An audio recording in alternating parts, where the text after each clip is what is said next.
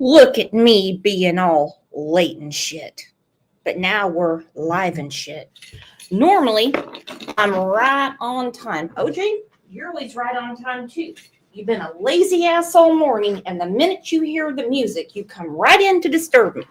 I need you to go play with your feathers and be nice. Just please be nice. Good morning, Jules.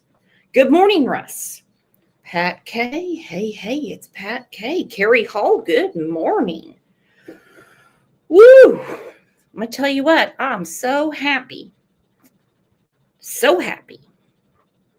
that there is finally justice for Crystal Rogers. Questions will consume us in this case, like other people that have been murdered in this case.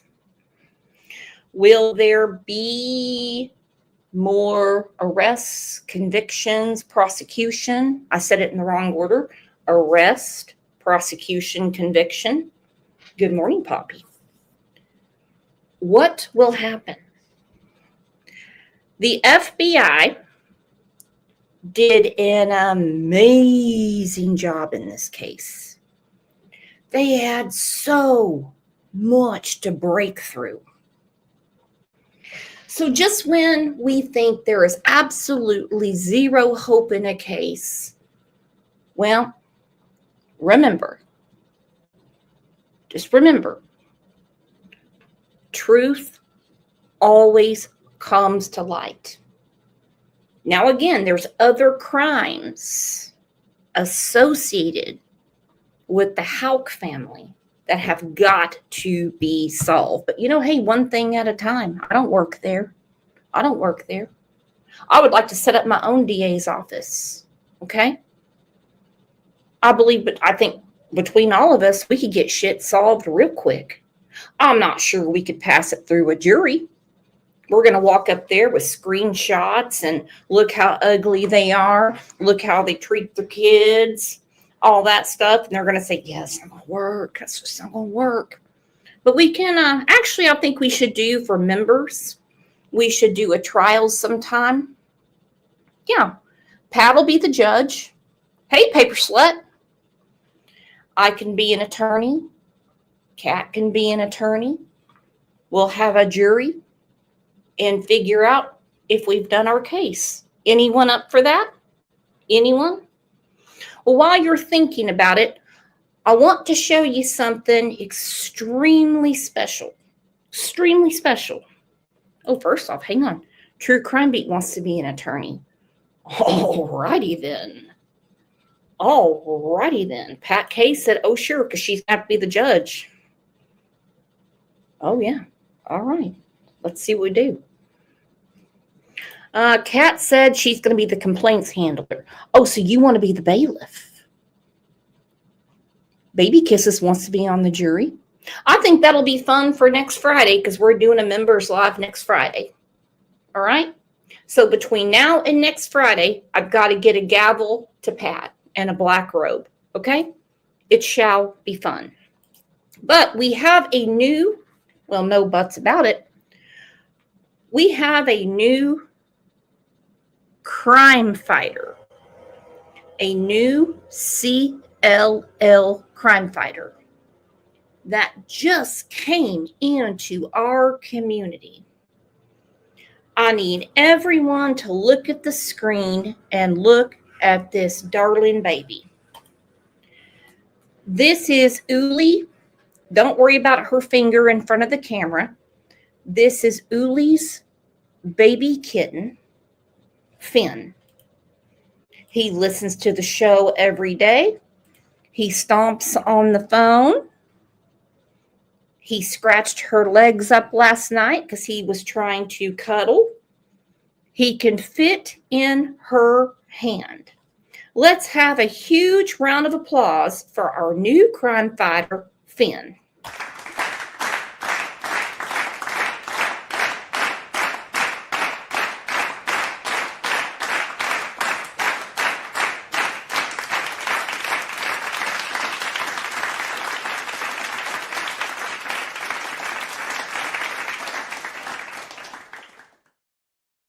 Okay, before she even got Finn, she had the whole kitty nursery set up. She's a much better cat mama than me. Okay? Much better. She was studying the right food to get, looking at cat towers, looking at feathers. All kinds of stuff. OJ just walked his furry ass in and just said, "Hey, bitches, I'm here." Of course, you all know the story because that happened, about 3.5 years ago. Oh, hold on, Pat K. Did you all know 80% of orange cats are male? I heard that. I did hear that. Well, I'm just glad that Uli has her kitty, and her kitty is now snuggle buns with her every night in the bed. She had him in a cage, and I said, let him get in bed with you. Well, this morning I hear that his claws are like little needles, and we're cutting up her legs because he's tunneling under the covers. Eek. Eek. My bad. My bad. Either way, he has a loving home, a loving mama, and well, he loves her. Let's take a minute and tell everybody TGIF, and we're going to get to the show, and we're going to bitch up a storm about Fat Neck and the crew.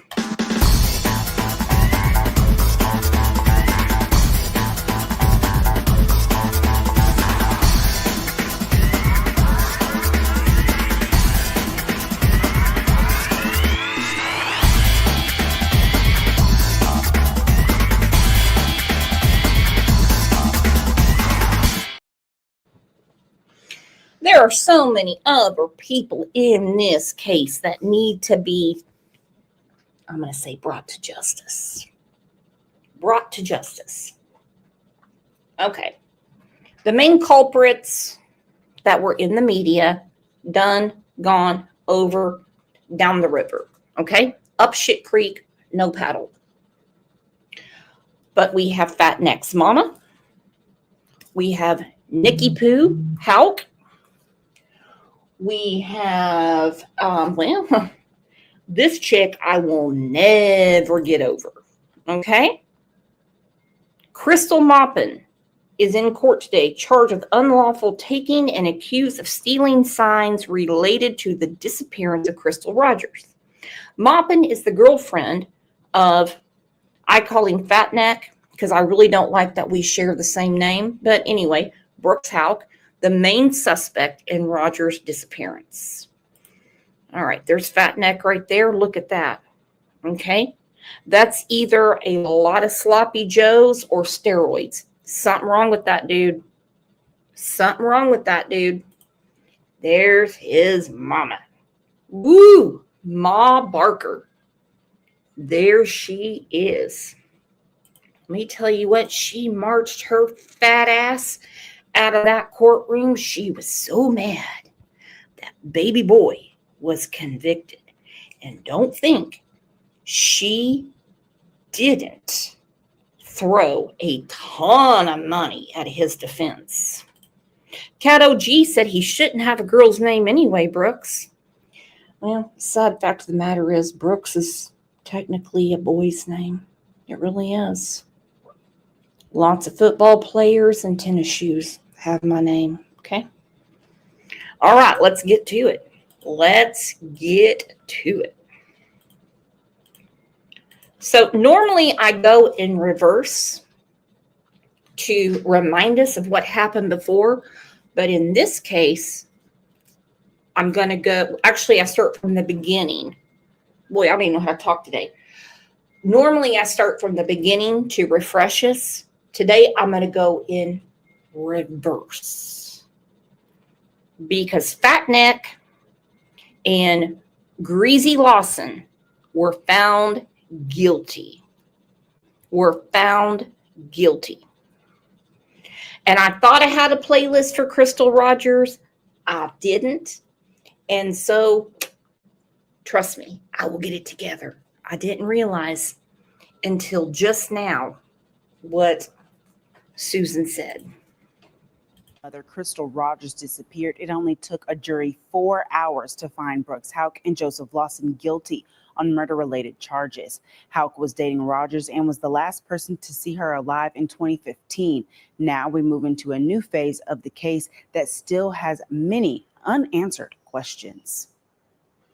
Thanks for joining us at 10. I'm Casey Freeman. Crystal Rogers' family was emotional after the verdict was read. Both Brooks Houck and his former employee, Joseph Lawson, were found guilty on all charges, including murder, principal or accomplice, and conspiracy to commit murder, respectively.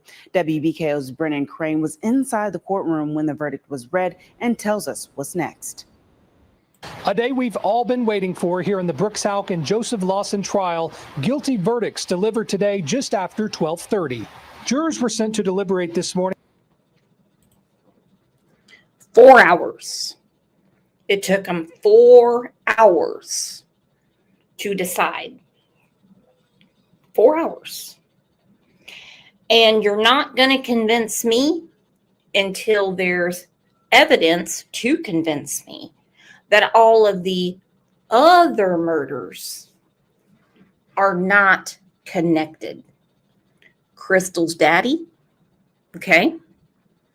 The police officer. Let's just look at too many coincidences.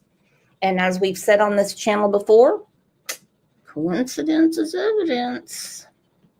But you got to find the evidence. Before we find the evidence, I got to warn everyone, get your umbrellas.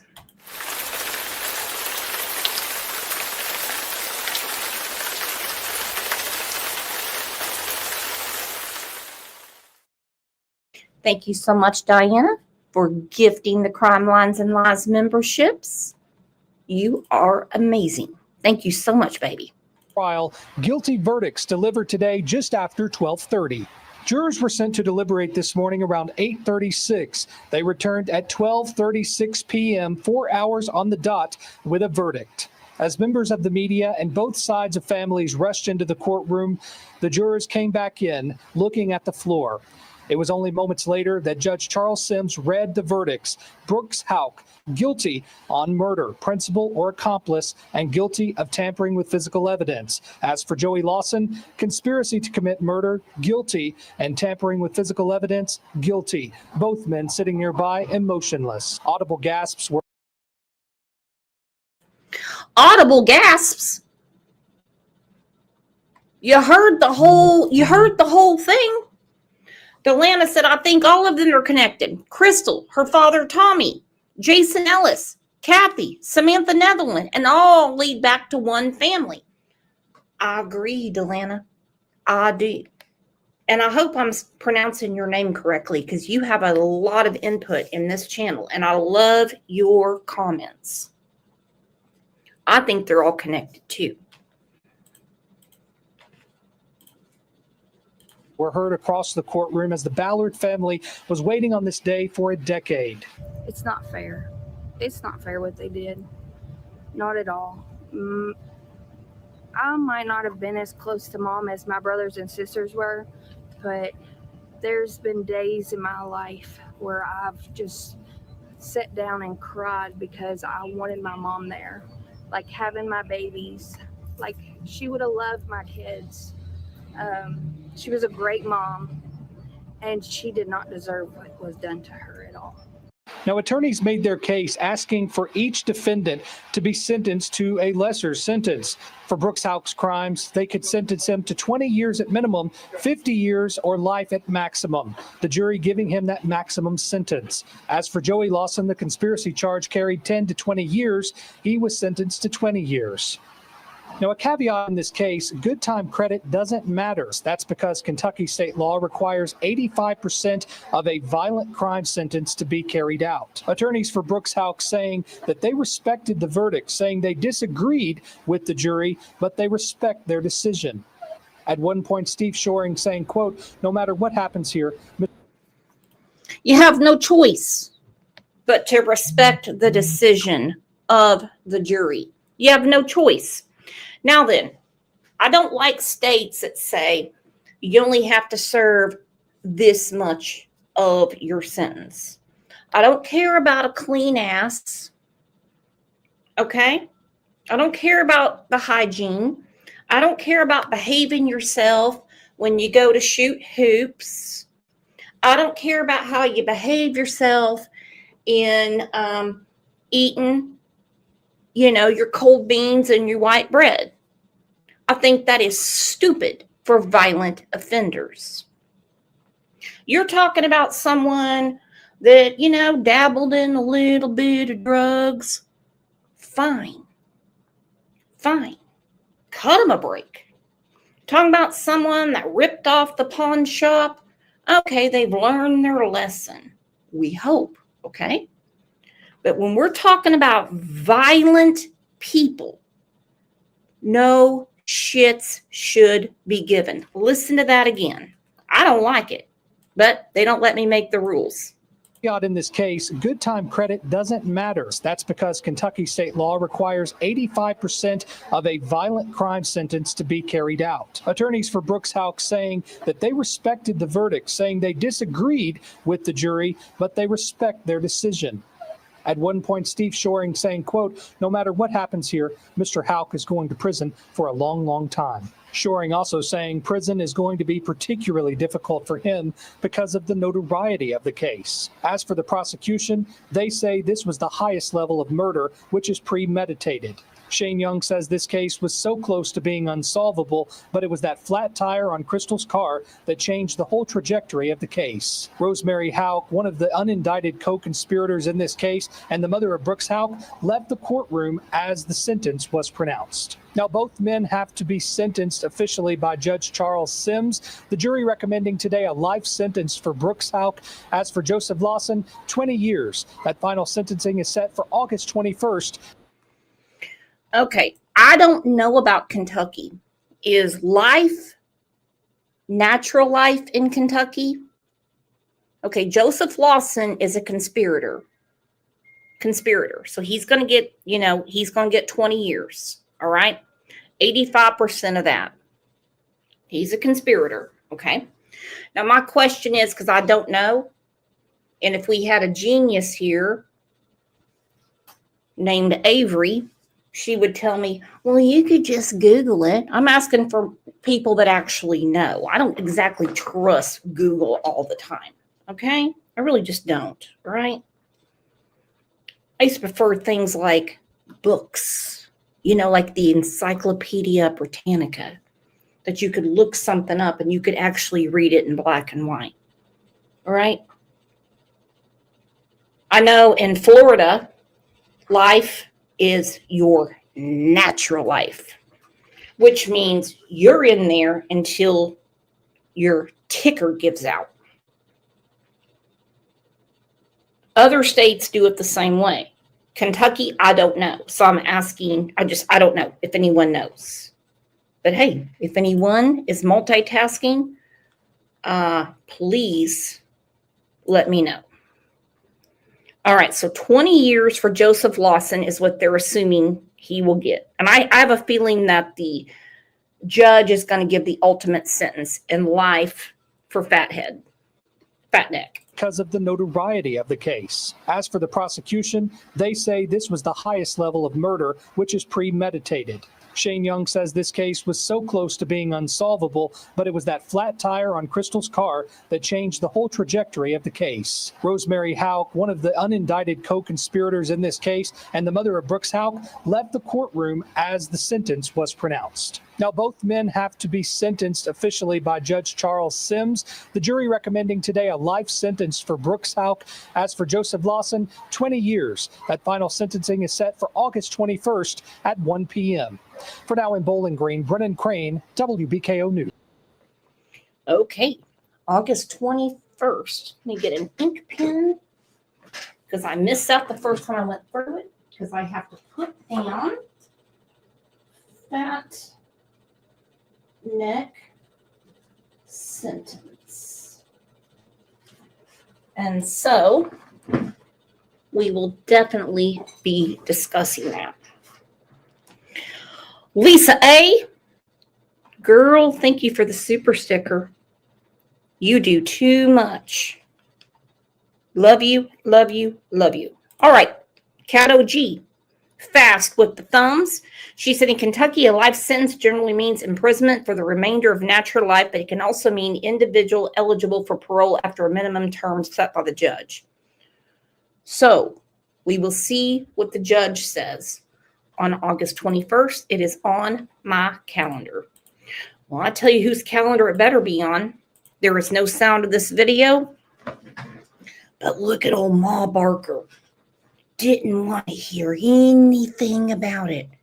And she is so behind all of this. So behind all of it. She thought Crystal was some kind of white trash. Okay? She had kids from previous, I'll just say, relationships. Didn't think her family was good enough to be with her son, this piece of shit on the screen. Okay? Watch her storm out. Again, there's no sound. She's going to get it next. I'm not saying it's going to happen next week or next month or next year, but they're working on it. That is a promise. Oh, yeah, look at her. Look at that. Yeah, look at those dried up milk bags bouncing around in that used ass sweater. Look at that. Woo, come on. Oh, she's mad. Oh, she's mad. Oh, she's not having it. Oh, she's mad. Woo, she is mad. How dare someone challenge her family and what she wanted done. Let's watch that one more time. Damn.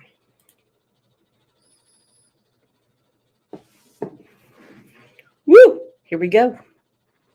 Look at that. Pounding the pavement. She's like, not my family. She's not having it. No. Well, there were some huge moments in the trial that made a lot of people really upset, because with all the people that took the stand, you have to scratch your head and say, well, why didn't you say something before? And there's always an excuse for anything. Obviously, we can hear things like mentally ill. That's a big one. And there are people that are very mentally ill. They are. I know one thing that was said about one of the witnesses was addiction. Now the person is clean. Okay. I think it comes down to one word: scared. They weren't about to say anything until the people that they had info on were behind bars. Okay? Listen to some of these moments from the trial. Conclusion of the second Crystal Rogers trial and the guilty verdicts for her boyfriend, Brooks Houck, and his co-defendant, Joseph Lawson. Now we're recapping the biggest moments from the proceedings. Alexis Matthews sat in court every day. She's live in the newsroom with the major takeaways. Alexis. Well, Rick, Vicky, fitting 10 days of this explosive murder trial into just a few minutes is no easy task. But with cameras not allowed inside of the courtroom, it was important that through the sketches by the artists and detailed notes I took, that it felt like you were there from start to finish. I want her dress start to finish. Holy hell, that's a pretty dress. Okay, so we did not cover the trial. There was no cameras in the courtroom. Yes, she's very pretty. Here's a look back at the biggest moments from the Crystal Rogers murder trial. First, the romantic evening Houck and Rogers planned July 3rd, 2015, the day she vanished. Her friend Christina Holly testified that Rogers declined an invitation for a playdate with their children because Crystal and Brooks had a kid-free evening. But evidence showed they ended up at Houck Family Farm with their son. During closing arguments, prosecutor Shane Young said, quote, "The surprise date was her surprise ending." Next, the shocking statements witnesses claim Joseph Lawson made. Heather Snellen told jurors she overheard Joseph and his father, Steve, talk about moving a body at Houck Farm with a skid steer. All right. So Crystal's thinking, now mind you, she had already talked to her mother about some dirty, dirty things going on with the Houck family. She had already confided in her mama, who is an amazing woman. And don't forget, her mama has lost her husband and her daughter due to this family. Okay? So now you hear the ex-girlfriend saying that she overheard them talking about moving a body with a skid steer. Holy hell. Now they can throw all the excuses out the wall and say, oh, well, you know, listen, they were scared. They were scared. This is a case where I really don't blame people in such a small town as Bardstown, Kentucky. I don't blame them for saying, oh, hell no. Oh, no. I don't know. And I know there's those right fighters say, well, they should have said something. They should have said something. They would have had some cement shoes and been at the bottom of a lake.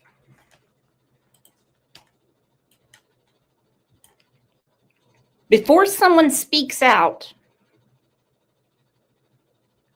they have to have protection. So he lures Crystal out there.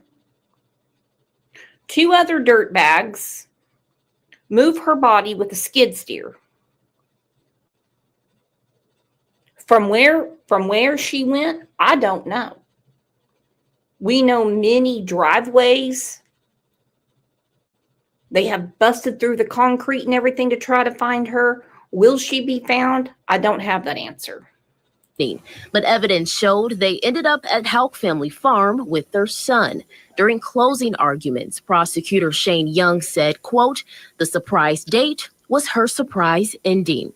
Next, the shocking statements witnesses claim Joseph Lawson made. Heather Snellen told jurors she overheard Joseph and his father, Steve, talk about moving a body at Houck Farm with a skid steer. And Joseph's grandmother, on the stand, recalled Joseph telling her that Steve killed Rogers. Cell phone data, another huge element in this trial, where circumstantial evidence had to help compensate for the fact no body has ever been recovered. Digital forensics experts testified that Houck's phone pinged at the farm for hours July 4th weekend, and he ignored concerned calls and text from Rogers' family. Meanwhile, Crystal's phone was manually shut off at 11:57 July 3rd. I don't know how Crystal's mama has kept it up all these years. The frustrations, the grief, the pain, the disappointments, the dead ends, one after another. And when I saw all of those people lined up with the pink poster boards giving support to Sherry and, of course, Crystal, and they lit the courthouse pink. They had pink lights all around it. That was her favorite color. She's her daughter's voice. And soon, she's going to have to be her husband's voice. God bless her and her strength. Yeah, there she is walking through. experts testified that Houck's phone pinged at the farm for hours July 4th weekend, and he ignored concerned calls and texts from Rogers' family. Meanwhile, Crystal's phone was manually shut off at 11:57 July 3rd. Cell phone towers also place Steve Lawson on the Bluegrass Parkway around that time, where Rogers' car was abandoned, and show multiple phone calls between the Lawson men. The Houck family was also heavily mentioned during the trial. Shane Young alleges Crystal's murder was premeditated by Brooks, his brother, and his mother, though Nick and Rosemary Houck have never been charged. And Houck's grandmother, Anna Whiteside, and her white Buick were also a focal point. A hair similar to Crystal's was found in the trunk, and a canine dog detected the scent of human remains. Beyond the guilty verdict, one of the most explosive moments of this trial happened outside the courtroom during our exclusive interview with lead detective John Snow. Did it feel like a weight was lifted today, Detective? No, I feel like we got a little more go. A little more to go. What does that mean? You'll see. Y'all have a great day. He said, we have a little more to go. What do you think a little more to go means? Because you can only do so much at one time when you're getting evidence together to put in front of a jury. Great job he did. I think a little more to go. And he's smiling. Look at him. He's smiling. He's going to look at Rosemary, Nick, and possibly old grandma. Watch his demeanor again. Beyond the guilty verdict, one of the most explosive moments of this trial happened outside the courtroom during our exclusive interview with lead detective John Snow. Did it feel like a weight was lifted today, Detective? No, I feel like we got a little more go. A little more to go. What does that mean? You'll see. Y'all have a great day. I also talked to Rogers' daughter, Ashley, who was emotional after Tuesday's verdict. But you may be wondering about the other important people connected to this trial who we have not heard from on record since it wrapped. Houck's attorneys, prosecutor Shane Young, and Rogers' mother, Sherry Ballard, tell WLKY they're not commenting on the verdict at this time. In the newsroom, I'm Alexis Matthews. And I don't blame him.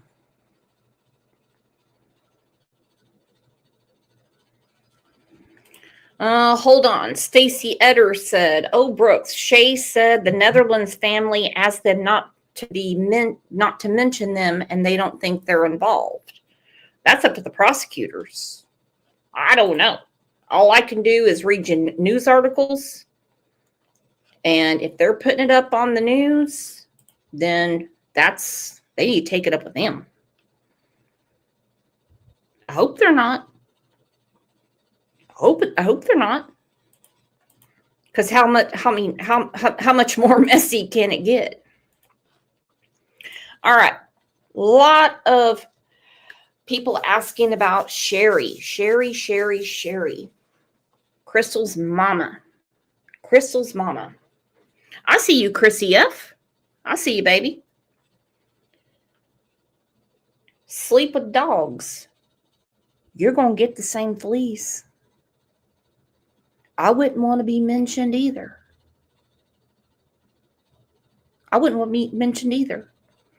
going to do a show about the Netherlands. But I will commentate on what law enforcement says. I don't have a crystal ball. I don't have any tarot cards where I can throw them out and say, "Ooh, I see somebody was traveling across water." Hell, I got set up with that yesterday. I could not believe that speaker box that was coming through. Trying to talk to Madeline Soto. That's what I get for not listening to something before I put it up. Freaked me the fuck out. Freaking poltergeist shit. I can't stand that. So, what they say, that's on them. That is on them. If anybody has anything different, let me know. Now from Facebook. Oh, Stacey, I didn't mean you, baby. Stacey said I wasn't saying that, silly. I was just stating that I read that. Oh, no, I know what you're saying. No. I'm not talking about you. They are afraid. They are afraid. I wouldn't want, hell, I've got the same first name as him. It's a wonder with some of the weirdos on the internet, they don't think I am him. Because some people don't know how to read a damn article. True story. I can't believe some of these channels aren't saying that I'm in jail for killing Crystal Rogers. That's how stupid people on the internet can be. Well, let's get back to Sherry. And Stacey, no, I did not mean you. No. Heartache and unanswered questions. Where is Crystal Rogers? The Bardstown mom disappeared 8 years ago today, and for the first time, we're hearing what the FBI initially told Crystal's mom when they took over the case, and why it's been a tough reality to face. July 3rd, 2015. The search began early Tuesday morning. We're being held about. The FBI wrapped up. I figured we'd find her. Crystal Rogers disappeared. Remember Crystal Rogers of Bardstown near the intersection? Parents Tommy and Sherry Ballard to bring Crystal home.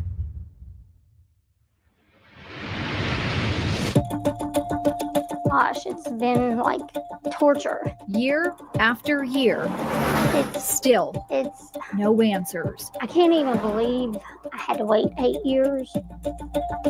It doesn't get easier as the time goes by. Crystal Rogers seemingly vanished into thin air. People tell you it gets easier. At this point, It hasn't for me. people know her story. In Bardstown, in Louisville, and across the nation. Mother of 5 gone missing July 3rd, 2015.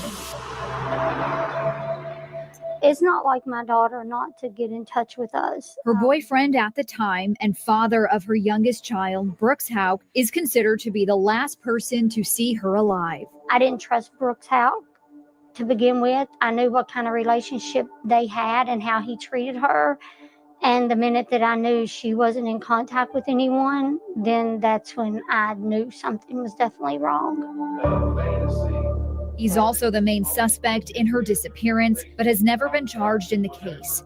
Family found Crystal's car abandoned on the Bluegrass Parkway. The maroon Chevy Impala had a flat tire, with Crystal's keys, purse, and cell phone still inside. The case has gone from the Nelson County Sheriff's Office to Kentucky State Police, and ultimately the FBI in 2020. The FBI guy that I work with is busting his butt, and I mean literally busting his butt to find answers for my family. And you know, he's very good at his job. Over the years, the Houck family farm, the homes of Brooks Houck and his brother Nick Houck, have been searched multiple times, along with a storage unit. In 2021, the driveway of a home built by Houck was ripped up. And most recently in 2022, the FBI was back again at the Houck farm for a 5-day search. But what is the Federal Bureau of Investigation looking for? Because it's not just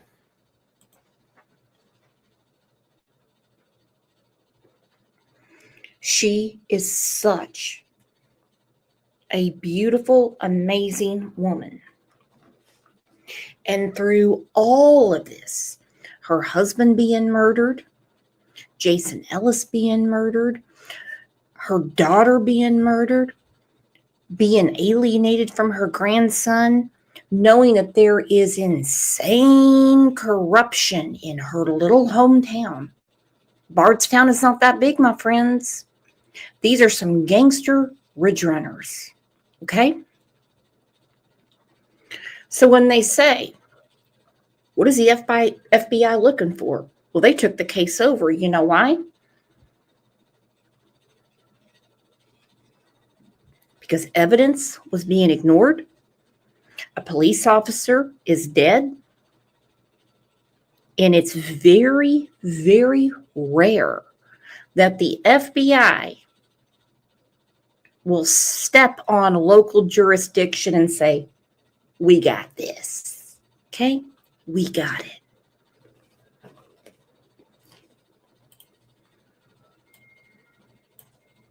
Houck and his brother Nick Houck have been searched multiple times along with a storage unit. In 2021, the driveway of a home built by Houck was ripped up. And most recently in 2022, the FBI was back again at the Houck farm for a 5-day search. But what is the Federal Bureau of Investigation looking for? Because it's not just FBI agents executing these warrants. IRS agents have been on scene as well. Still, no arrests. Ballard says Crystal planned on leaving Brooks and the job she had helping him with his rental properties. She looked at me out of the blue, just out of the blue. We were not talking about that. And she's like, Mom, he thinks I'm an idiot. She said, but I have everything. She said, I have all of his rentals. I have his tax papers. I have everything. And she said, and I hid that. And to this day, Fallon, if I have one big, huge regret, it's because I did not ask her where she put that. She wants people to know just because you don't see the FBI on the ground in Bardstown every day, it doesn't mean they aren't working the case. You know, the first thing the FBI told me when they got involved with this, and they're like, please don't take this the wrong way, but you know, we're not here to find your daughter. We're here to find justice for her. Okay, we're going to go back to that. FBI sits down with Miss Sherry, and says, you know, we're not here to find her. We're here to find justice for her. Okay? As a mama, I couldn't imagine taking that type of punch in the gut and having to eat it, swallow it, and sleep with it. I just couldn't imagine. And still carry her head up high every day.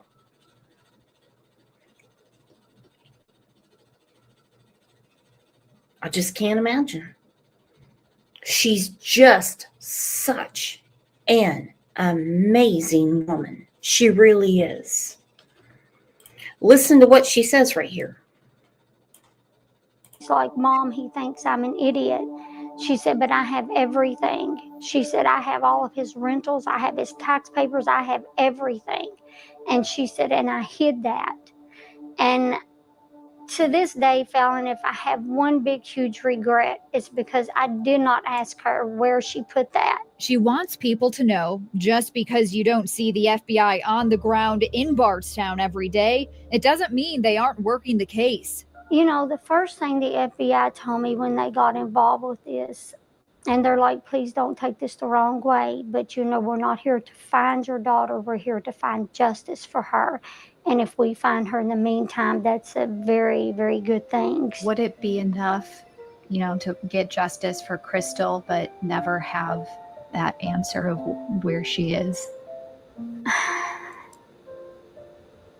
Sometimes there are just no words to adequately express the pain your heart has endured for so long. Sometimes your tears tell the entire story. I'm sorry.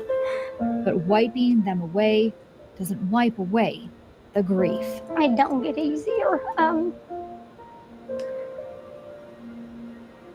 I know that's a possibility.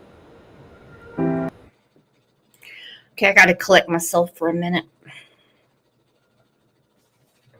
I just want to give her a hug.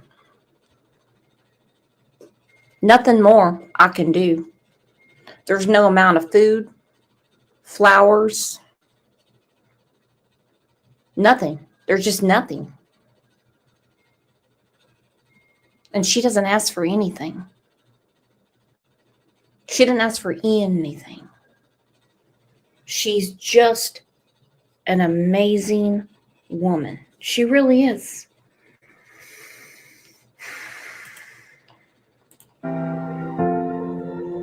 But it's one I don't want to face. The missing mom of 5 comes from a close-knit family. I just have to be patient, and that would give anything to have answers after 8 years. And gosh, and pray to God that I don't have to wait very many more.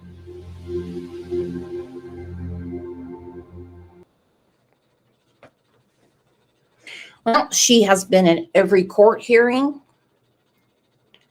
Sherry and her husband were not scared of the Houck family. They weren't going to stop. To the point where someone tried to tell them that when her husband was shot, that it was a hunting accident. Well, it's been proven, no, there was a sniper in a tree. A sniper in a tree. Hell is that? They wanted them to stop. They wanted them to stop looking for. They wanted them to stop looking for Crystal, for their own baby. No accident. You know the case of Lana Raffield where they kept trying to convince another small town corruption. Said, oh no, this was the big S. The big S. She was depressed. They're like, no. Well, we know now she wasn't. All right, let's go to the beginning and let's look at this. It'll explain a little more about the backstory. Typical Kentucky town, but it truly isn't. It's very special. There's a lot of conspiracy. There really is. It is like that everywhere you go. You just hear more about Bardstown right now because of how it's been. Bam, bam, bam, bam, bam, bam.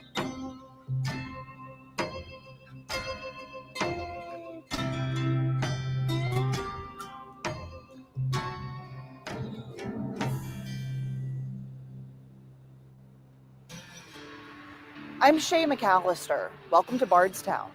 45 miles south of Louisville, Bardstown, Kentucky is home to 13,000 and a series of secrets. 5 people, 5 stories, 5 unfinished endings. And we know they all have at least one thing in common: this beautiful, historic small town. It's amazing that Shay McAllister is alive, because this woman, from getting married to having a new baby and staying on these people left and right, it is a wonder she didn't get Karen Silkwood. You know what I mean? Run off the road. Somebody put something in her coffee at work. It's a wonder. I think she is an amazing journalist. And I really hope that they promote the shit out of her, give her a raise, and that she stays under protection, because Ma Barker and old Nikki Pooh Houck are not going down without a fight.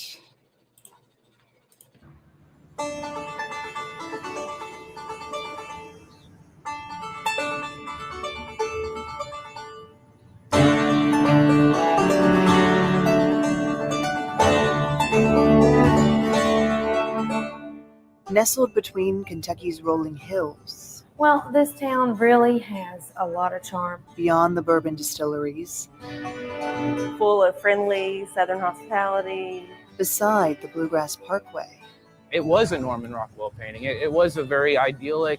this tiny town takes you back in time. I like to say Bardstown's a typical Kentucky town, but it truly isn't. It's very special. Most celebrated for its signature spirit. Orange, a little bitters. Bardstown is called the bourbon capital of the world. Do the buttering, very important to do that. You stir it. With an emphasis on agriculture and tourism, those who live here are proud of their old Kentucky home. I love Bardstown. It's so beautiful. But beyond the bourbon and the beauty, there's a story. We've like a fractured bone that we've never put a cast on. It's still there. It still hurts. A story that starts in 2013. Hello. Officer down, Bluefield Road.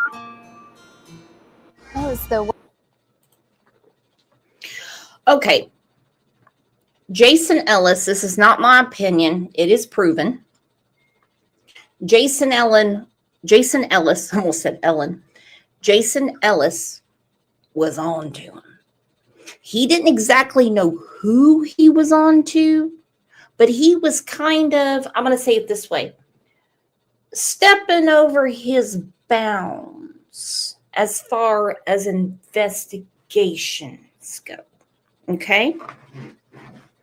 Well, he met demise, all right?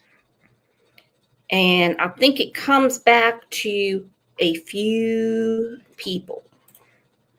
So please pay attention to Jason Ellis and how this started. Worst day of my life. Ma'am, can you about the status of the officer? Is he conscious? I believe he's dead. The next chapter only 1 year later, when a teacher and her teenage daughter are home alone. Kathy was a teacher there in Bardstown. That's actually how they got reported. Someone needed to go check on her. She didn't show up to work that next morning. They weren't bad people. There was nothing about their public personas to suggest that. And the fact that they died so gruesomely. 3 victims, no answers, and the story doesn't stop. July 2015, a missing mother starts the next chapter.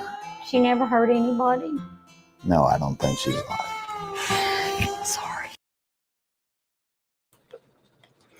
Okay. Delana, I'm sorry, Long A Delana. Nick knew Jason's schedule. He knew what he was poking around about. And isn't it, well, I'm going to say, odd that he was following him? That's proven. And that the night that he was pew-pewed, he didn't have his proper equipment, I will say. Delana, I put the link in chat. You are more than welcome to come up because this shit really upsets me. Really does. Haven't been here. And for this family, the story only gets harder when the missing mother's father is shot and killed. I don't want nobody to preach forgiveness to me. Talking about hell. We're going through hell here. Yeah. Jason Ellis, Kathy and Samantha Netherland, Crystal Rogers, and Tommy Ballard. Know their names. Learn their stories. All of these cases are unsolved. These cases are unsolved, but none of them are considered cold cases. The definition of a cold case varies from agency to agency, but most consider a case cold when they stop getting new tips, leading to new evidence. Detectives on the Bardstown cases tell us they get new tips every week. And on our first case, investigators say they have received literally thousands of tips. When Bardstown police officer Jason Ellis took his oath, he promised to never betray his badge. Named Officer of the Year during his time on the force, he was dedicated to serving the public until May 2013.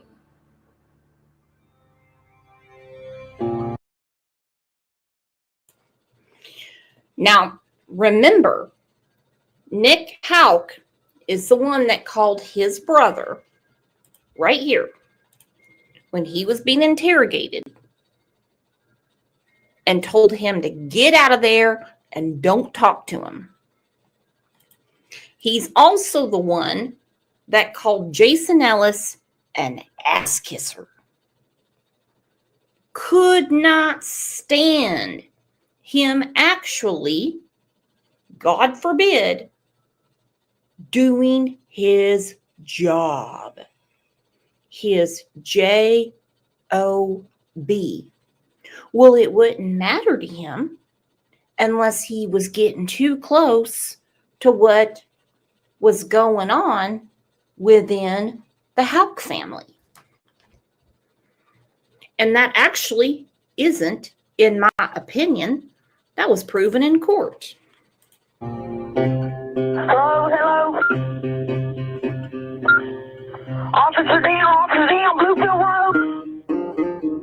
He was a loving, caring man. On Bluefield Road by the wire. There's been a tree limb or something. Officer down, please, emergency. You know, he was a good cop, very active cop. Ma'am, can you advise the status of the officer? Is he conscious? I believe he's dead.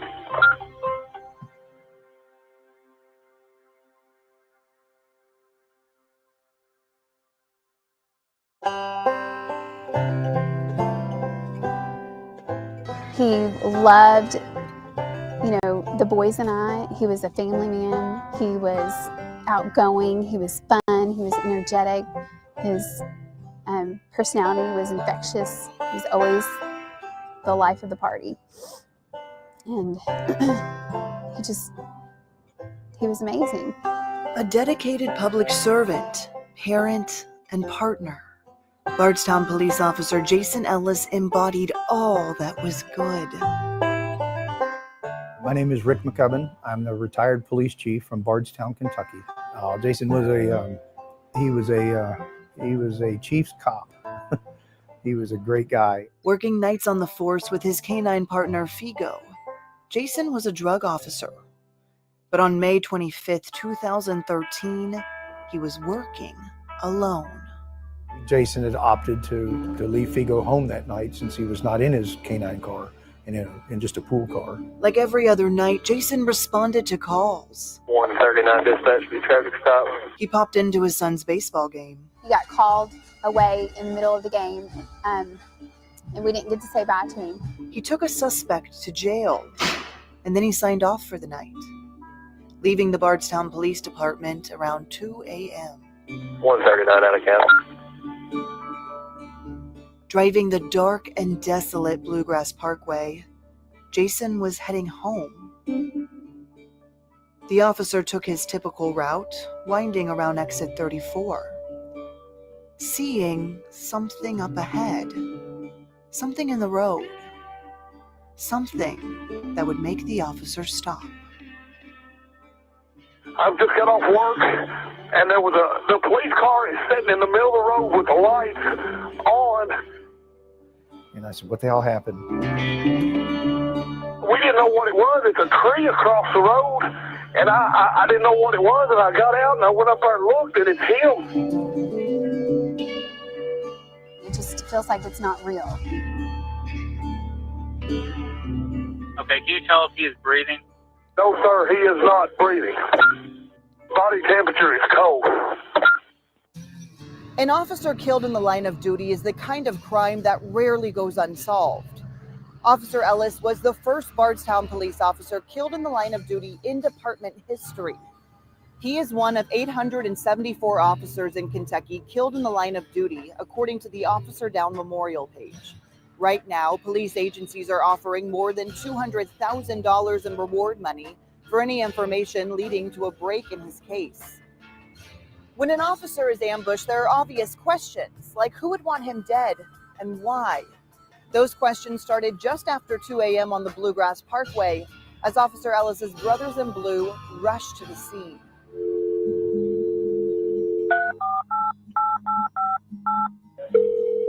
This is Sherry out of dispatch. We have a squad call for a coroner. I will believe we have one of our officers down. Uh-oh. What happened? We're not sure exactly what happened. He got off at 2, and the next thing we know, we're getting a call on the radio from a passerby. Is it a car accident? We don't know. Some passersby got on his radio and kept saying, "Officer down, officer down." All we know is it was a Bardstown City police officer. How much lighting you got on the trucks? I don't know how much you think. Quite a bit. We've had officer killed. Oh my. He died in the county. Yeah. Oh my God. Who was it? Jason We Ellis. think it's Jason Ellis. Jason Ellis.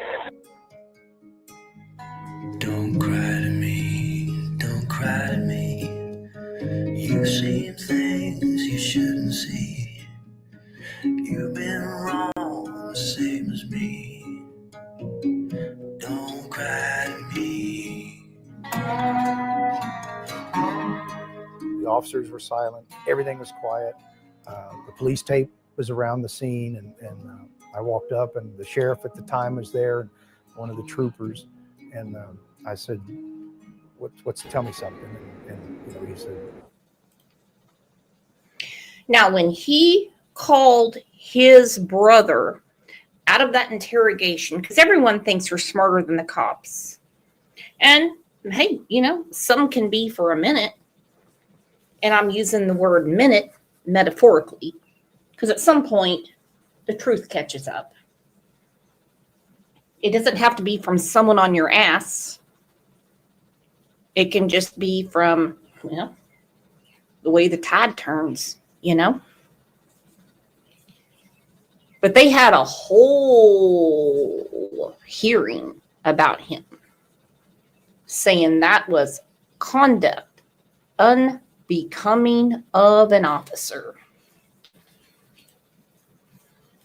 He said, it's Ellis, and he's gone. The police chief walked the scene, wanting answers. And I said, what the hell happened? And I remember saying, I don't know. What do you mean you don't know? And they said, we don't know. Investigators engrossed themselves in the scene as the sun began to rise, eventually determining the officer was ambushed, the killer strategically placing debris in his path. They pulled out the branch so that he would be forced to stop his car, and then enter just the right angle so they could get the shot off. Multiple shots tore through his torso, the officer assassinated. And then his brothers in blue had to tell his wife. It was in the middle of the night, and they knocked on the door. And it was like an out-of-body experience. I mean, your worst nightmare coming true, and it's devastating. She had questions, but no one had answers. No one's had answers since the day he died. What could I have done as chief? Could I have done anything differently? Maybe nothing. But this will be the darkest hour of my whole career. He was greatly loved. He'll be greatly missed. May we make it part of our own life's mission to ensure that he is never forgotten. After the officer was buried and while detectives started searching for leads, Bardstown Police Chief Rick McCubbin made changes within his department, hoping to protect his other officers. So I changed the policy that you do not go off duty until you get to your destination. In other words, like in Jason's case, when he was driving home, he looked down and it's 2:00, off duty. We have no idea where you are at 2 a.m. So I put the policy out that I don't care where you're going, don't need to know where you're going. But when you get to wherever you're going, that's when you call off. Our investigation continues after the break.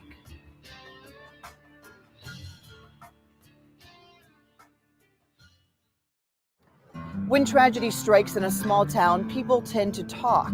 When a mother and daughter are murdered, people wonder why. This horrific crime happened less than a year after Officer Ellis was ambushed.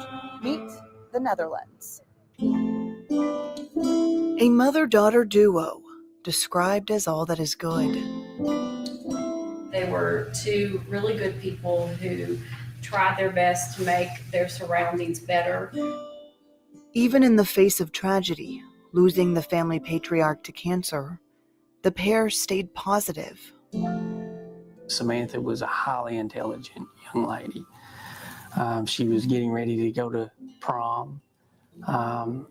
She was looking forward to that. She got her prom dress, and her family was excited for her. Looking forward to life's big moments, until that life was abruptly cut short. I miss them more than anything in the world. No one realizes just how much I wish I could trade places with them.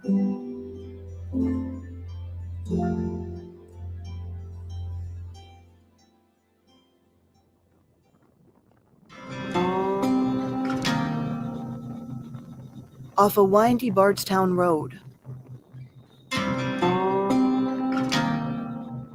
on a seemingly normal night, Kathy Netherland and her daughter Samantha were attacked inside their home. Well, Samantha was stabbed and her throat was cut. That's been out there for a long time. And then Kathy was also had knife wounds and was shot as well.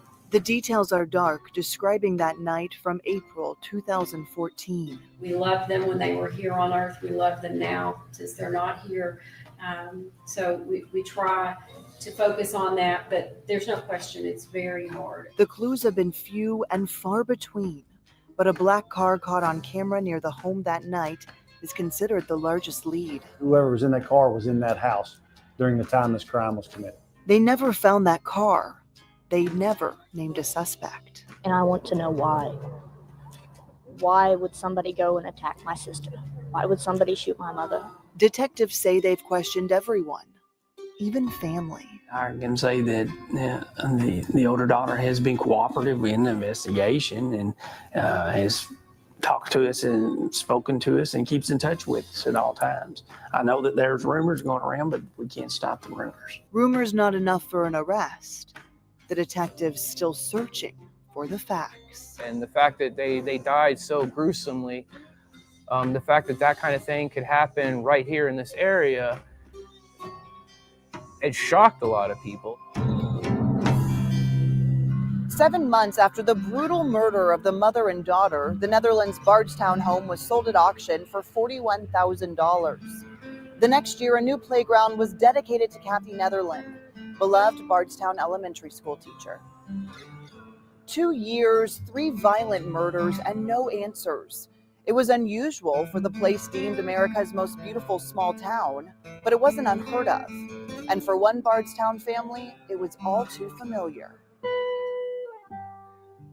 You know, I had people tell me that God has a plan for everything and everything happens for a reason. I don't know that I believe that.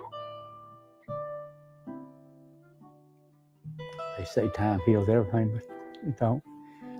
You, unless it happens to you, you know, you get up with it in the morning, you go to night, you go to bed with it. It's never off your mind.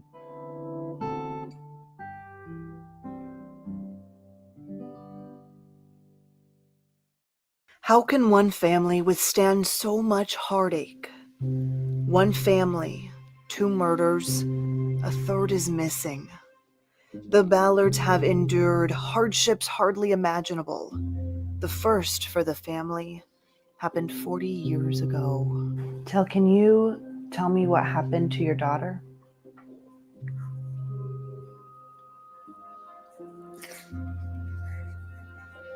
She was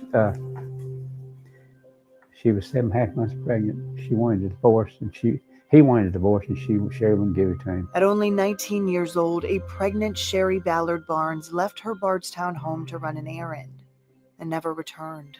From what we're told, they knocked her in the head and took her down there on Bellwood Road to his trailer and got out, got a gun, and took her someplace and shot her in the back, left her for dead, took her car over to Jeffersonville, Indiana. Police found her car 45 miles from her home. Her body was missing, not discovered for years. He dug her remains up and he set her on fire. Stabbed her remains over. It's gone. We got about a cigar box full of Sherry's remains.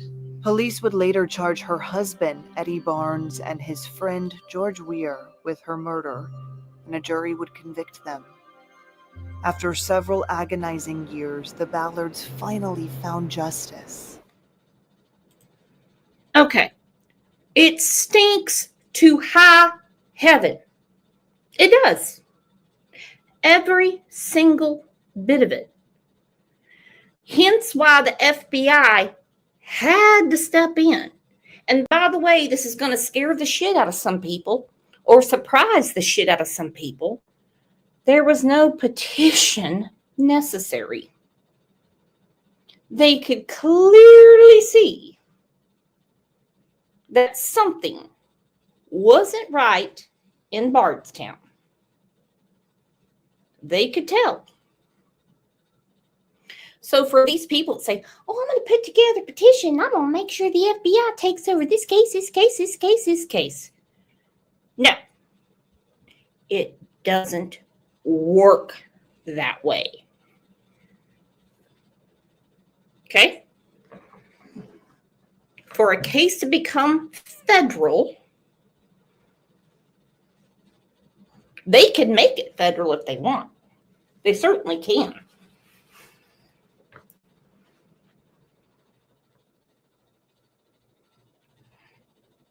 That's the reason, when I see some of these things, mainly in these Facebook groups, I go, yeah, that's going to go over like a turd in a punch bowl. And I will put together a playlist today of our former shows about Crystal Rogers, Bardstown, and everything that's gone on there. What did V ask? How is the lady who was shot connected to the house case? Well, that's going to come out. That's going to come out. Sherry was a good person. Finally moved forward, even finding peace for 40 years. Until Till learned his granddaughter Crystal, a 35-year-old mother of 5, was missing. I thought, well, they done the same thing to Crystal that the ones done to Sherry. And everything from 40 years ago instantly came flooding back. Sad when somebody murders your family, there's nothing you can do about it. And like I said, if you've done something, you spend the rest of your life penitentiary, and there's nothing you can do in there. Now here, maybe you can do a little something, keep your eyes open, your ears open, We don't want pity. We just want answers. We want justice. We don't know pity. Sherry Ballard Barnes was 19 when she was reported missing in January of 1979. Her future niece, Crystal Rogers, was 35 when she was reported missing in July 2015. Crystal is one of 105 women missing in Kentucky today, according to NamUs, the National Missing and Unidentified Person System. She is the only woman reported missing from Nelson County. We'll be right back.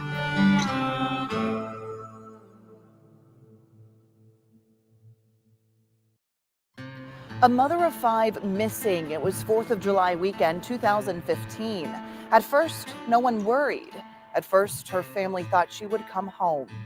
But when hours turned to days and days to weeks, worry was all anyone could do. If you wander off too far, my love will get you home.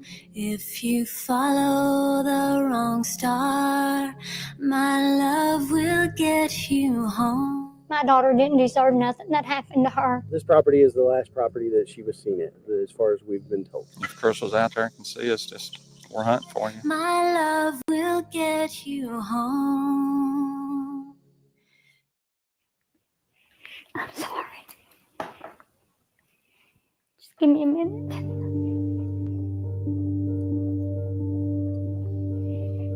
I should be used to this, but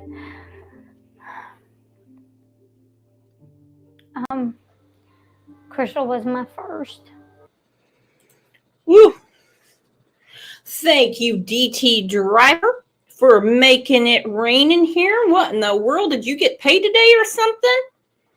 Hell, it all goes in one pot.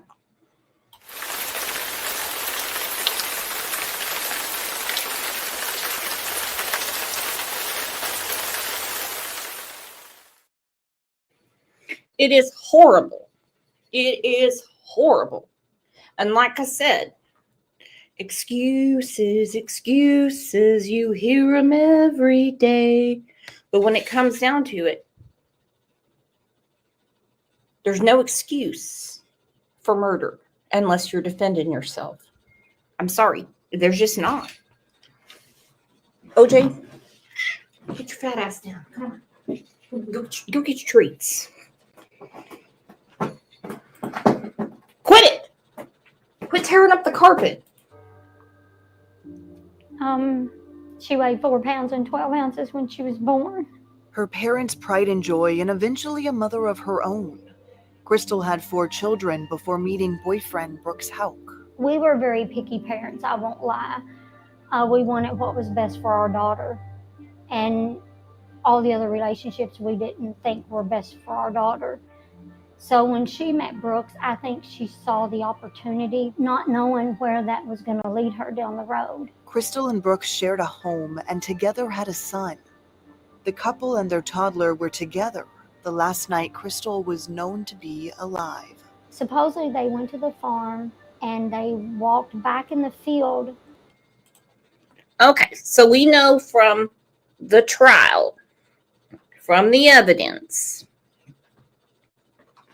that he lured her thinking they're going to have some romantic, kid-free night. Okay? Lots of fireworks going off, things like that. So, I mean, plus you're out in the middle of nowhere. No one's going to exactly hear what's going on. It is cold-blooded. It is cold-blooded. Virginia Woolf said, does OJ need a cardboard scratcher? He's got one. It's behind his daddy's chair. He's got one. He's doing something right now. He has what's called narcissistic personality disorder. Like in his mind, our cat behavior therapist always says that he's a very selfish cat and he believes that everything's about him. And so he doesn't follow rules. He's antisocial. And there's a lot of stuff going on. So we're working with him on that. We will not medicate him. I mean, like right now, he's got feathers. He's walking on feathers right now. Okay. We're trying. We are trying. Okay. It doesn't matter what it is. He thinks it's for him. It's crazy what's going on. Okay. I told him some big news yesterday and he just looked at me like I had a dick growed out of my head.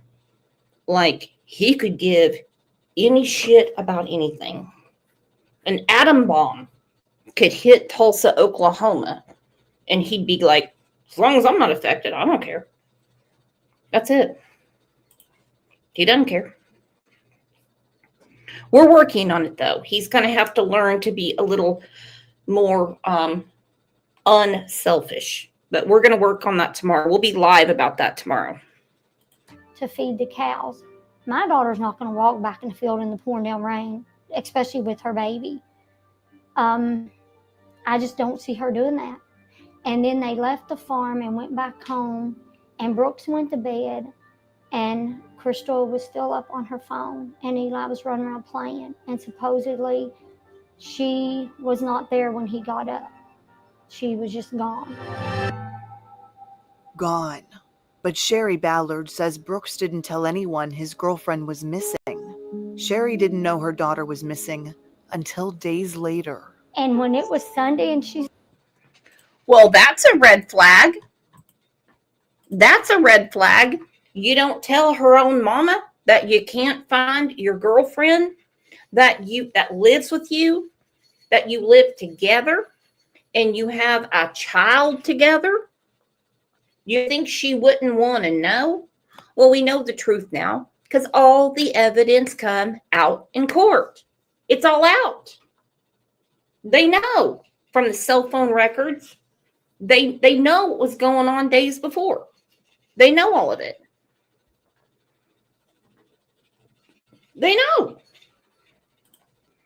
She still hasn't called. I started panicking. Sherry and her husband Tommy rushed to the Nelson County Sheriff's Office to file a missing persons report. While they waited for word of Crystal, they got a call about her car. Her brother called me and said that they had found her vehicle on the Bluegrass Parkway. Crystal's keys, purse, and phone were inside. So we all went out to the BG where they found her car, and we stayed there until they took her car away. And then that night we got up a search, and we were out till like 3 o'clock in the morning searching the farm that backed up to the BG where they found her car. Sherry says Brooks never helped the family search. I found it odd that he didn't go to the sheriff's department with me and place the report with me. He didn't do anything. Walking through woods, ponds, and fields, the family was discouraged when weeks went by with no sign of Crystal. I'm kind of facing reality. I don't want to believe it, but I feel like she's not here. And then October brought some answers. When the former Nelson County Sheriff announced Brooks Houck was the main suspect in Crystal's disappearance. It makes me feel a little better, but we still haven't found Crystal. And then the sheriff added, he's not sure the family ever will. She has vanished from Earth, and I think it's safe to say that she's dead. Brooks Houck was named the main suspect in Crystal Rogers' disappearance just months after she went missing, and on the same day that the sheriff announced he thought she was dead. But it's been 4 years since that day, and Brooks Houck has never been charged. Detective John Snow has led the investigation since the beginning, but he retired in July of this year. Now, a new team of... Let me tell you what. John Snow has done an amazing job with this case. I loved when he walked out of court and said,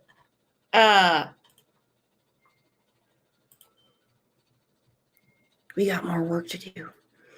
Gam to 3. So you have 3 grandbabies? Thank you so much for the super sticker. Thank you, sweetheart. Tell you what, I got some questions for you about grandkids and stuff like that. We have a behavioral cat therapist for OJ. I was just thinking about something. They also said that OJ is obstinate, defiant. So we have a lot of stuff to work through. So we'll see what happens tomorrow. But it'll be on our members live, and you all can, see this. Thank you so much, Gam. Investigators has taken over. We'll call it the A-team. We're looking outside agencies, and we'll just leave it at that, the A-team. Could a set of fresh eyes on the case make a difference? Our investigation continues after the break.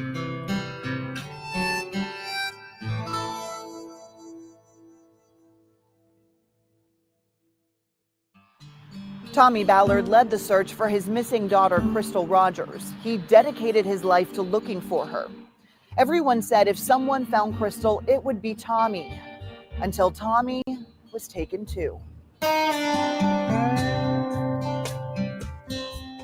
For 16 months, this man searched. I never dreamed.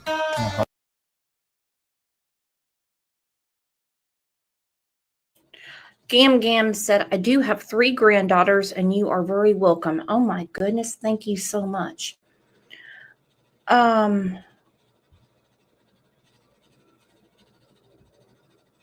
Yeah, if you can email me, I have some questions. Now, I can't say too much. I've been sworn to secrecy, and I've only told a couple of people. But we have a new addition coming to the family that I'm over the moon about. And no, OJ is not pregnant. 100 years, something like this never happened to us. Walking through woods, wading through water, wanting nothing more than to find his missing daughter. It'll never be easier, I know, but finding her will give us some closure. When detectives served a search warrant at Brooks Houck's family farm, Tommy Ballard was there from dawn until dusk. And it's good to see that many people out here. I know, like you said, we've searched thousands of acres. I'm not exaggerating either, thousands. And a lot of water. We got our own divers. So, I mean, it's a relief to see them out here. I'm not frustrated. I'm hopeful. I think we're moving in the right direction. We just want to bring Crystal home.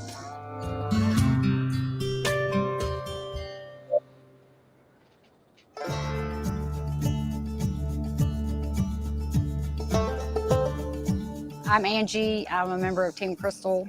I've been with the family since the very beginning. This is one of the areas that we went and searched in because there's a pond back here.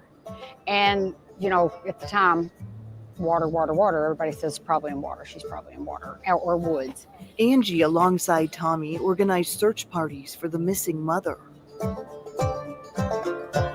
You would go out every single day with determination, like this. Let's pray this is the day. And then you would go home and cry. They used sticks to probe the ground for the smell of human remains.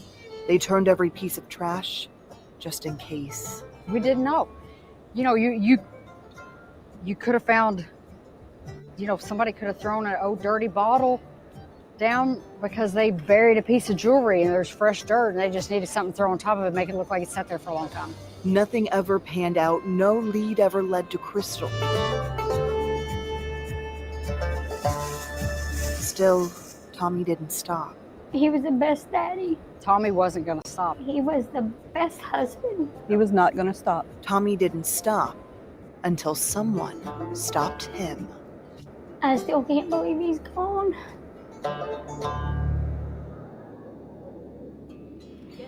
In the months after Crystal went missing, we got to know her father, Tommy Ballard.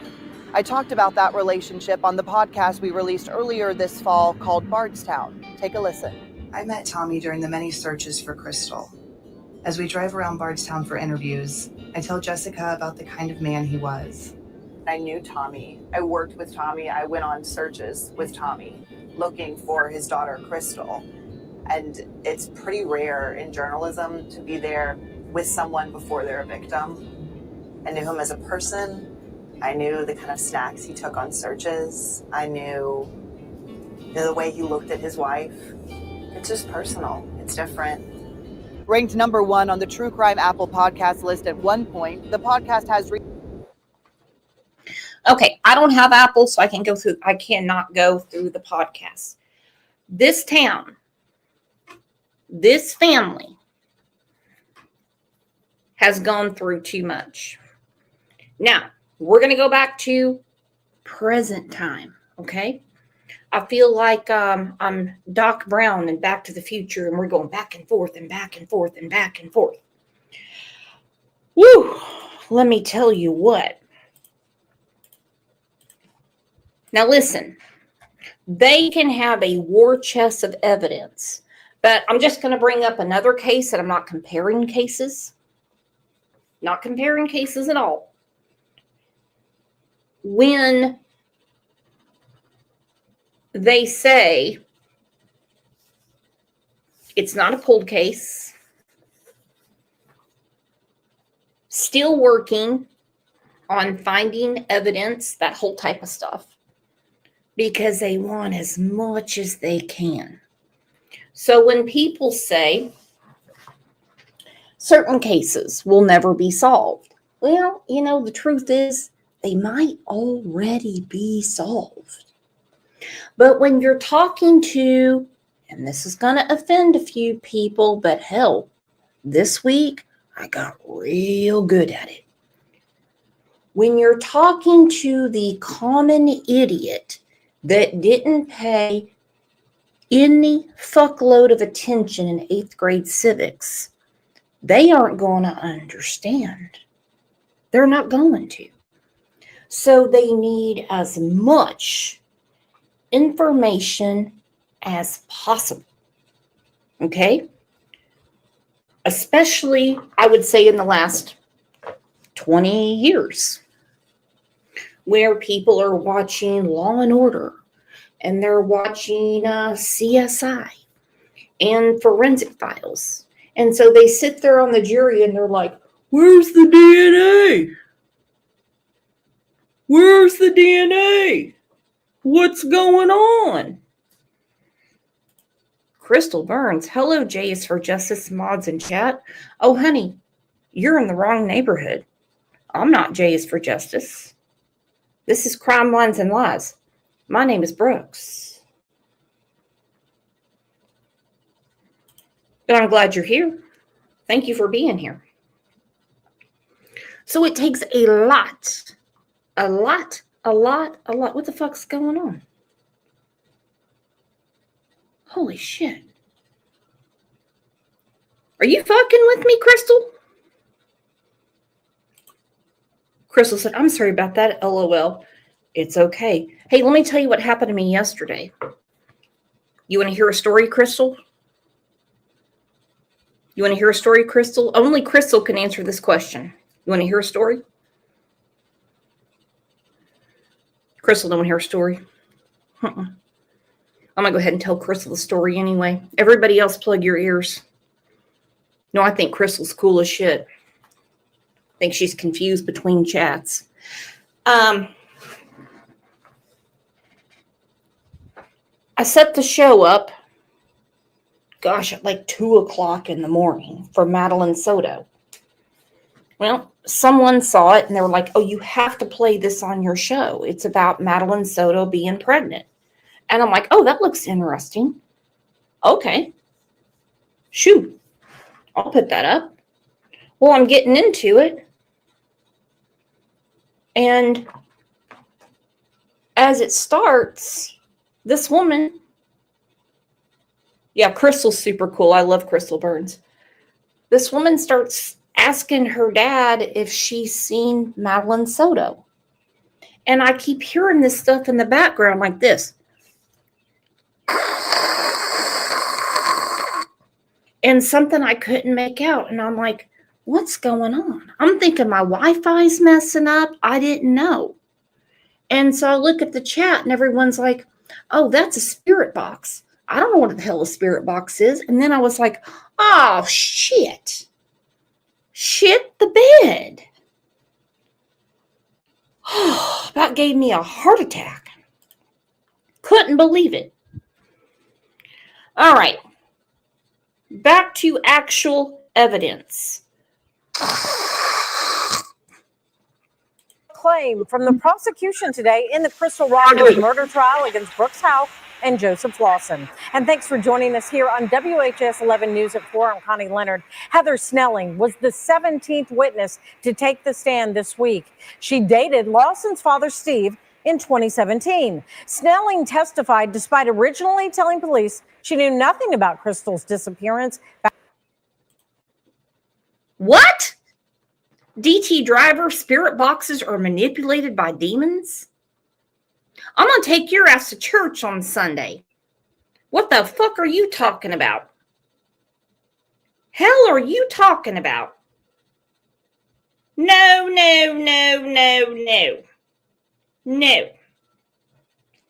Tell you what, you may go take some batteries out of the remote control and see if I can talk to it? Oh, hell no. I got an Amazon box over here. You want me to talk to it, DT driver? No. Not around here. No.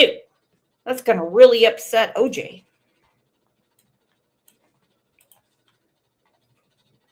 Chrissy, don't fuck with me. Here on WHS 11 News at 4, I'm Connie Leonard. Heather Snelling was the 17th witness to take the stand this week. She dated Lawson's father, Steve, in 2017. Snelling testified despite originally telling police she knew nothing about Crystal's disappearance back in 2015. She did overhear a conversation between the father and son years later, saying, quote, The truth is, I overheard Steve Lawson and Joseph Lawson talking about moving a body at the Houck farm with a skid steer. Snelling contacted Kentucky State Police in 2023 with those details.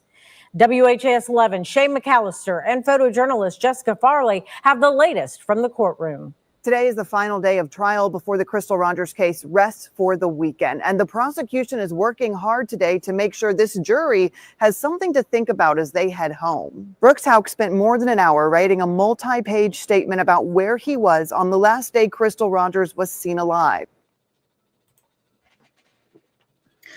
But his cell phone evidence showed something totally different.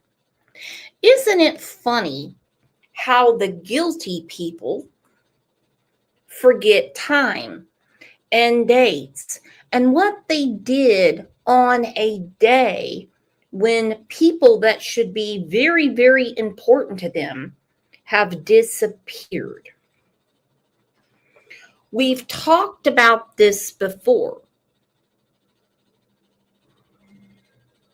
Okay? We spoke about it in the case of Michael Vaughn. I'm like, isn't it crazy how innocent people know the time? They know who they talked to. Isn't that crazy? Sounds like the truth to me. Hold on. Let me get my spirit box. Hold on. Let me get my spirit box. Spirit box.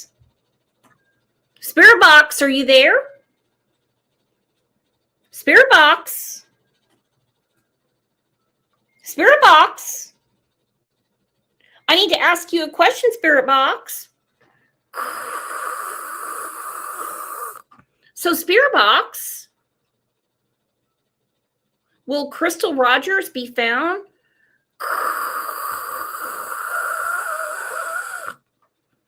Spirit box. What channel are you on, Spirit box?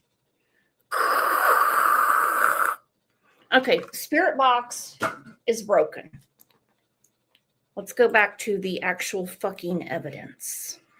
The jury has something to think about as they head home. Brooks Houck spent more than an hour writing a multi-page statement about where he was on the last day Crystal Rogers was seen alive. He put it on paper inside the Nelson County Sheriff's interrogation room. Detective John Snow questioned him about it right then. So during that time, from reading your statement, you left once and went down almost to Loretta Road and then turned around and came back. And that statement took center stage again today when LMPD Detective Tim O'Daniel, an expert in digital forensics, testified Brooks Houck was at his family farm from 9:30 in the morning, Friday, July 3rd, until around 4 p.m. that afternoon. His phone then traveled to a lumber store and then to his home for a few hours before heading back to the farm. This would directly contradict Brooks' written statement in which he mentions filing eviction notices, mowing lawns, meeting with an electric company, working on development plans with a civil engineer, among other things. As you can tell, when you look at that list, I got so much stuff to do. I don't have any unaccounted for time. I'm wide open. According to the cell phone records, Houck never left the farm that day. Shane Young, the prosecutor on the case, asked the detective, "How accurate are your records?" He responded, "Very accurate." When the jury leaves for the day today, they're going to be getting very strict instructions from the judge. They're not allowed to watch any media coverage of this case, old or new.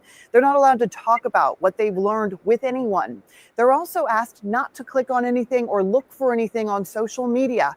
And in a state where this case is really catching everyone's attention, that's going to be a tall task. In Warren County, I'm Shay McAllister, WHAS 11 on your side. Okay. All right. Now, a lot of questions in this case, a lot of questions. What's going to happen?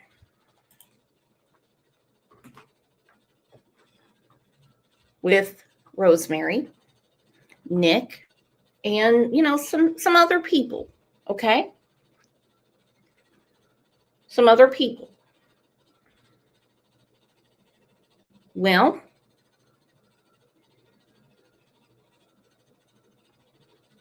before I get to that, Angel P is making it rain.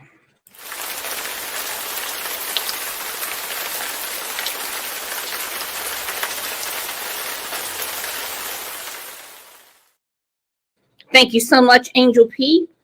You guys are the best. They're saying that there will be more arrests coming. At 6 o'clock, the Nelson County Sheriff, in a one-on-one interview, tells WHAS 11 News he believes other members of the Houck family may be in line next for prosecution. Hello, everybody, and thank you for joining us this evening. I'm Doug Price. It is certainly the big question that many of you have been asking us. The verdict in the Crystal Rogers case was what many in Bardstown have been waiting for, including the Nelson County Sheriff. He turned the case over to the FBI years ago, hoping they could get this very result. And today he sat down with WHAS 11's Shay McAllister. 10 years ago, the Crystal Rogers investigation started right here at the Nelson County Sheriff's Office when Sherry Ballard came here to report her daughter missing. And today, one day after a verdict in that case, the sheriff tells me he's proud of the work that was done, but there's still more to do, and he is confident more convictions will be on the way. Crystal Rogers' missing poster still hangs on the front door of the sheriff's department. I will stay there as long as I'm the sheriff. We got a conviction, but we got to bring her home. Sheriff Raymond Penaroa says it was his idea. Whoa, what a good sheriff. You know, I love it when law enforcement officers put their pride aside, and say, I'm ill-equipped. I don't have enough tools in my toolbox. So I'm going to get another agency to please take this over.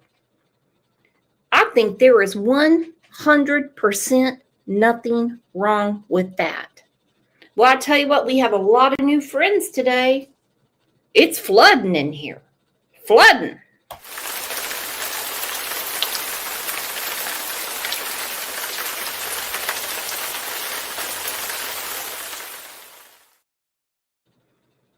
Now, you have to state your case. You can't just say we're a bunch of lazy limp dicks around here. You got to state your case. You can say, hey, I think there's something going on around here, and I can't get to the bottom of it. I need some more help.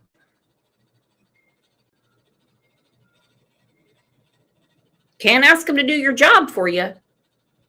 But I think there's a couple of other law enforcement agencies in the good old US of A that should put their pride to the side and let, I would just say, more skilled workers help.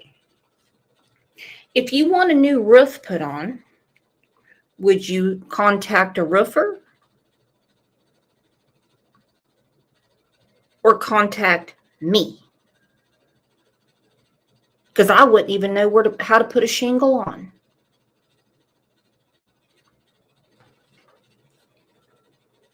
Every job needs a tool. And in cases like this, the tool is a person.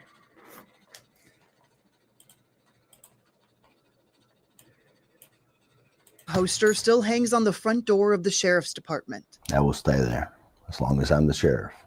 We got a conviction, but we got to bring her home. Sheriff Raymond Penaroa says it was his idea to turn the case over to the FBI. He sent a letter in 2019 asking for help. It was kind of stagnant. We were kind of at the same place, and we needed a fresh set of eyes to come in and take a look. But he said he saw his department's work on display at trial, evidence they collected, people they knew were involved. Do you think the jury got it right? 1,000%. 1,000%. Do you think this community is safer after yesterday's verdict? It is.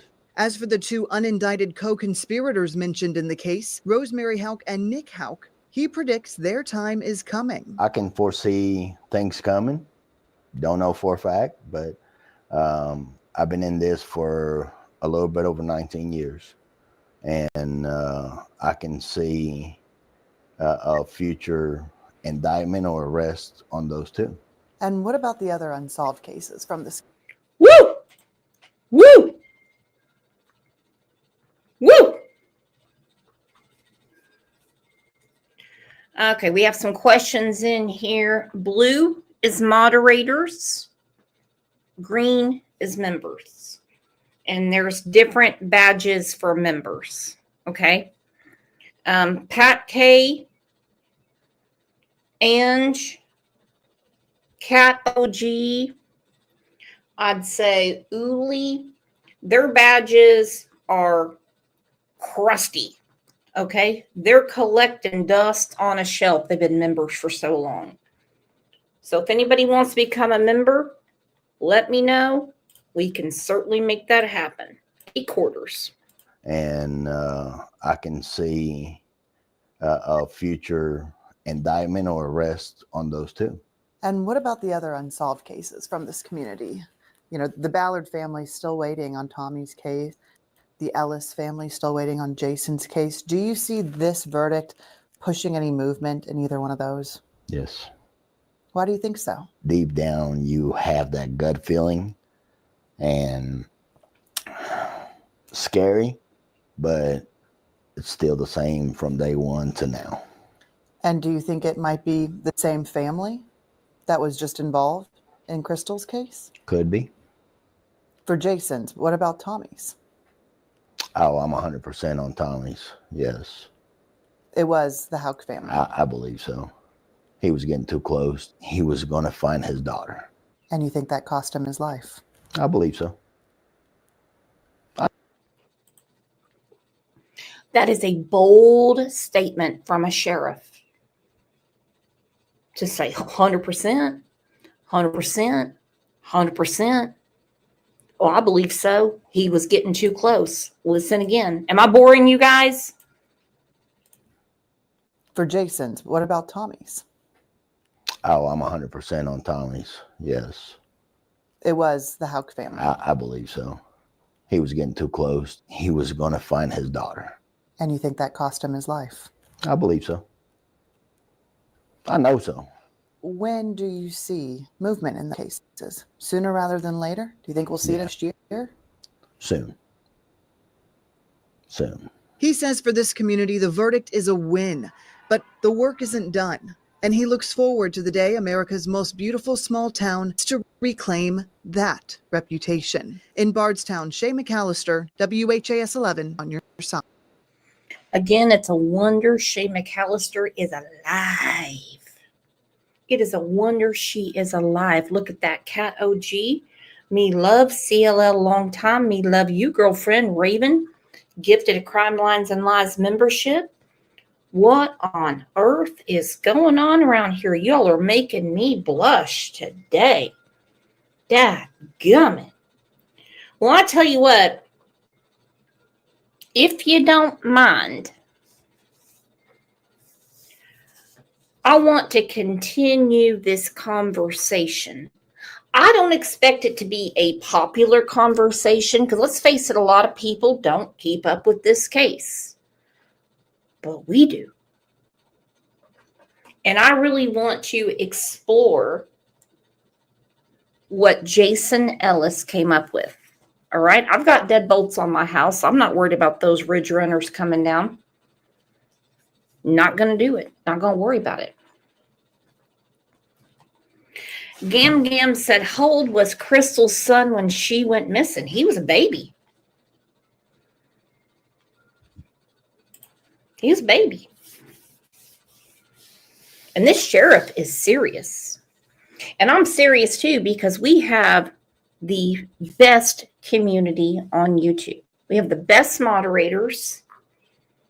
We have the best mascot. Okay. What does DT Driver need explained? What's hold on, let me put the link down. What the hell's he want?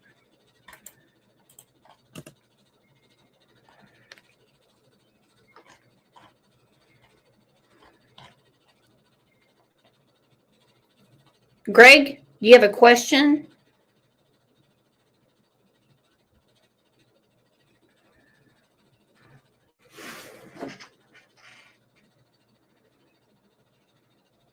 hell's going on around here? All right. You guys are the absolute best. Oh, two Boston moms. Didn't Crystal's mom have a hard time seeing Crystal's son? Yes. Huge hard time. And the last I heard is that she still can't see him.